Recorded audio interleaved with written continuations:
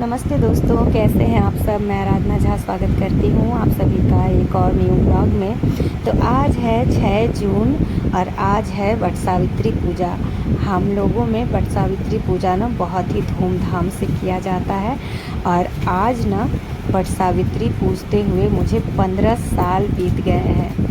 एक लंबा अरसा, कितना ही अच्छा लगता है ना ये सारी चीज़ें सोच करके। और सनातन धर्म में ये सारी चीज़ें होती है, इससे तो गर्व की बात और कुछ हो ही नहीं सकती। वट सावित्री पूजना मुझे बहुत अच्छा लगता है। और मुझे क्या, जो लोग वट सावित्री करते हैं उन सभी को अच्छा लगता होगा।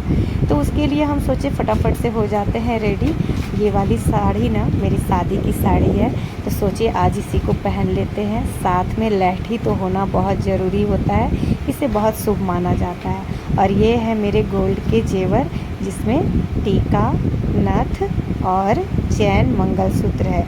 एक नथ और है जिसको हम कभी कभी पहनते हैं क्योंकि वो छोटा है। बड़ा वाला नथ मुझे पहनना ज़्यादा पसंद होता है, तो हम उसको ही हमेशा पहनते हैं। और साथ में ना हम पहन लिए थे आर्टिफिशियल झुमक, क्योंकि गोल्ड का झुमक ना मुझे पहनना अच्छा नहीं लगता है। आर्टिफिशियल झुमक, आर्टिफिशियल इयरिंग्स ना पहनना मुझे बहुत पसंद है। तो हम वहाँ से फटाफट से रेडी हो गए और आज ना हम बालों में गजरा भी लगाए थे। आप लोग बताइएगा कि हम कैसे लग रहे हैं इस तरह के 16 श्रृंगार में। तो यहाँ पर हम ना डलिया और बेनिया को धो करके यहाँ रख लिए थे और सारी चीज़ों को धो करके साफ़ करके पहले ही रख दिए थे हम नहा करके। और उसके बाद यहाँ पर आ गए डलिया भरने के लिए। और ना वट सावित्री में ये डलिया बेना का ना बहुत ही ज़्यादा महत्व होता है, जो कि बांस का बना हुआ होता है। ये सारी चीज़ें बहुत शुभ होती हैं। तो हम ना डलिया में 5 टीका करके उसमें पान, सुपारी और अक्षत रख दिए, अरवा चावल, और साथ में रख दिए सारे फल। सीजन में जितने सारे फल मिल सके वो सारे फल इसमें रखे जाते हैं, लेकिन आम और लीची जो है वो सबसे ज़्यादा महत्वपूर्ण फल में से आता है। और साथ में खबौनी, पिरिकिया तो होना ही चाहिए। तो ये सारी चीज़ें ना हम मार्केट से लेकर के आए थे, क्योंकि घर में हम बना नहीं पाए, तो इसलिए हम खरीद के ले आए थे। और साथ में रखे थे हम चूड़ी, सिंदूर, बिंदी और जनेऊ, साथ में कच्चा धागा और एक डनाडोल। और इन सब चीज़ों को रखने के बाद हम अच्छी तरह से प्रणाम किए और जल से परछ करके हम रेडी हो गए जाने के लिए। बट सावित्री में ना कम से कम 5 फल और खबौनी, मिठाई, ये सारी चीज़ें लगती है। साथ में जनेऊ हो गया आपका, और पान, सुपारी, डनाडोल, ये सारी चीज़ें कंपलसरी होती हैं। और उसके बाद एक लोटा जल और उसमें गंगा जल, ये सब होना ही चाहिए। तो हम लोग तैयार होकर के जा रहे थे वट सावित्री पूजने के लिए। और वट सावित्री हम लोग अपने ही मोहल्ले में पोखर के पास ही पूजते हैं, जो कि बहुत ही नज़दीक है। साकेतपुरी में सारी औरतें, सारी सुहागिन महिलाएं वहीं पर वट सावित्री पूजने जाती है। और आज हम अपनी पूरी फैमिली के साथ यहाँ पे वट सावित्री पूजने के लिए आए थे। और यहाँ पर आने के बाद में क्या देखते हैं कि बहुत ही ज़्यादा भीड़ है। यहाँ पर 2 वट वृक्ष है और दोनों वट वृक्ष पर उतना ही भीड़ था।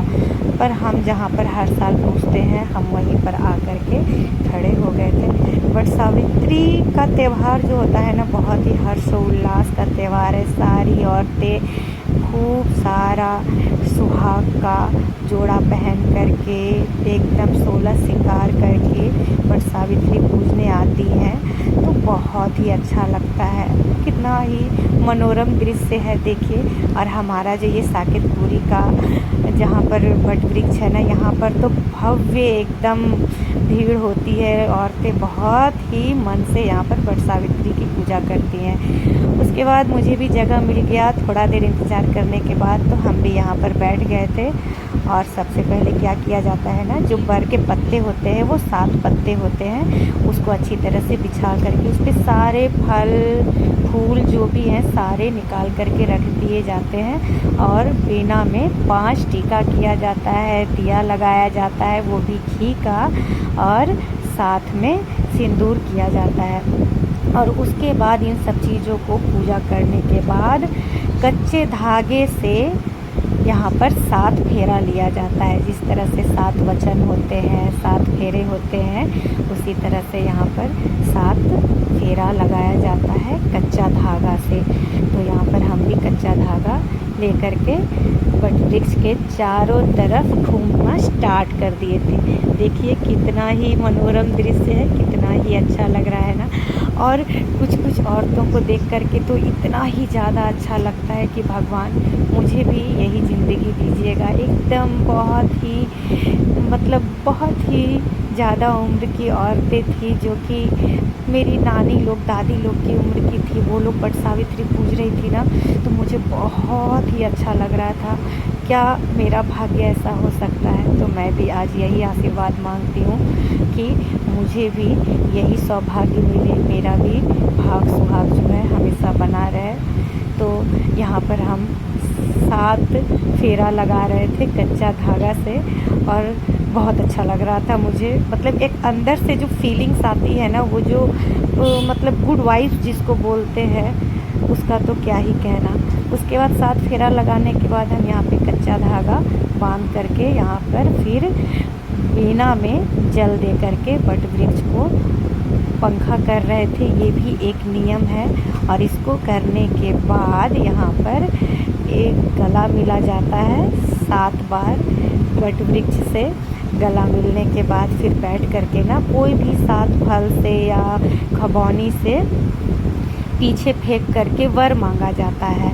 और ये सारी चीज़ें ना मन में ही बोली जाती है। और पता है वर में हम क्या मांगे हैं?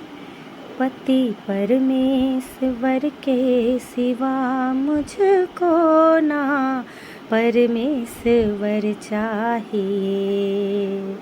मैं सुहागन रहूं 7 जन्मों जन्म, मुझे मेरा ही वर चाहिए। और उसके बाद सब कुछ कंप्लीट करने के बाद यहाँ पर कम से कम 5 सुहागन को सिंदूर पहनाया जाता है। तो हम भी यहाँ पर शुरू हो गए थे सबको सिंदूर पहनाने के लिए। और कितना ही अच्छा लगता है ना सबको सिंदूर लगाना नाक पर से। और हम यहाँ पर सबको सिंदूर लगा रहे थे और मुझे भी लोग यहाँ पर सिंदूर पहना रहे थे। मतलब जितना ज़्यादा लोगों को सिंदूर लगा सकते हैं, जितने ज़्यादा लोग आपको लगा सकते हैं, तो ये सारी चीज़ें विधिवत की जाती हैं एक के बाद एक, एक के बाद एक। तो यहाँ पर जो है हम सबको सिंदूर लगा करके चले गए मंदिर में पूजा करने के लिए। तो हमारी तो वट सावित्री इसी तरह से होती है। आप लोगों के यहाँ वट सावित्री कैसे होती है मुझे ज़रा कमेंट करके बताइएगा। क्योंकि हर प्रांत में, हर शहर में थोड़ा बहुत ऊपर नीचे तो होता ही है। कहीं कहीं कुछ नियम जो होते हैं ना अलग हो जाते हैं, थोड़ा सा कुछ तो अलग हो ही जाता है। तो हमारे यहाँ तो बिल्कुल ऐसे होता है। आप लोगों के यहाँ कैसे होता है मुझे ज़रा कमेंट करके बताइएगा। उसके बाद हम यहाँ मंदिर में आकर के पूजा किए और फिर जो है एक बर का पत्ता लेकर के हम यहाँ पर अपने बालों में लगा लिए। क्योंकि ये भी एक जो है नियम है कि बर का पत्ता जो है वो बालों में लगाया जाता है। ज़रा बताइए तो कैसे लग रहे हैं। और उसके बाद फिर यहाँ पर मेरी चाची सास सबको सिंदूर पहनाई, हम उनको प्रणाम किए। जो हमसे बड़े हैं उनको प्रणाम करना तो बनता ही है ताकि उनका आशीर्वाद मिल सके। और उसके बाद हम यहाँ पर आकर के खड़े हो गए। अभी जरा सा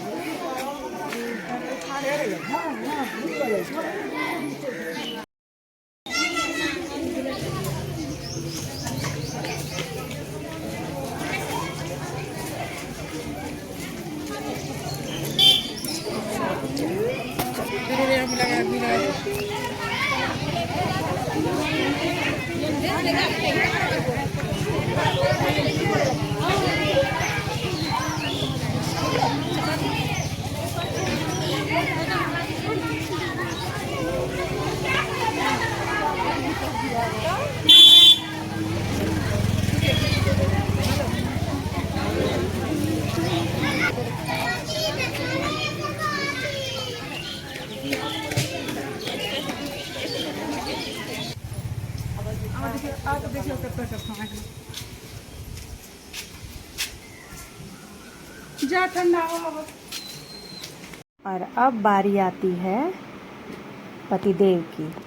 तो जो जल पूजा के लिए लेके जाया जाता है ना, वही जल वहाँ से थोड़ा सा बचा लिया जाता है ताकि घर पे आकर के पतिदेव जी का पैर धो सके और पंखा कर सके।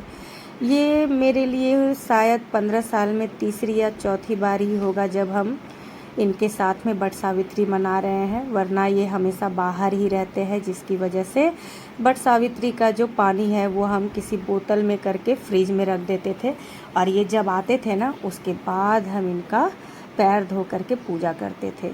तो यहाँ पर जो है हम इनका पैर धो दिए, और ये बार बार मुझे बोल रहे थे कैसे पैर धोगी, मेरा पैर में तो प्लास्टर लगा हुआ है।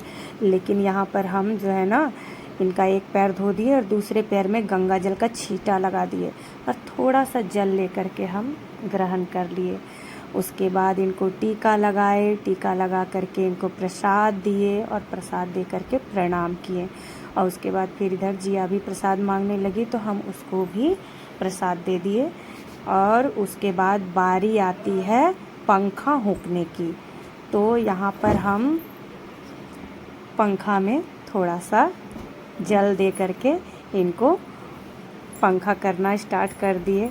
और देखिए ये कितने खुश हो रहे हैं। दो दो पंखा चल रहा है, लेकिन ये जो है ना बांस के पंखे में जल दे करके जब हम इनके ऊपर पंखा डोला रहे हैं तो इनकी खुशी का ठिकाना नहीं है। तो देखिए ज़रा इनकी खुशी। तो आज का ये वीडियो आप लोगों को कैसा लगा मुझे कमेंट करके ज़रूर बताइएगा। हम इसी तरह से आप लोगों के लिए नए नए वीडियोस लेकर के आते रहेंगे। तो मिलते हैं अपने नेक्स्ट व्लॉग में, तब तक के लिए बाय बाय, टेक केयर।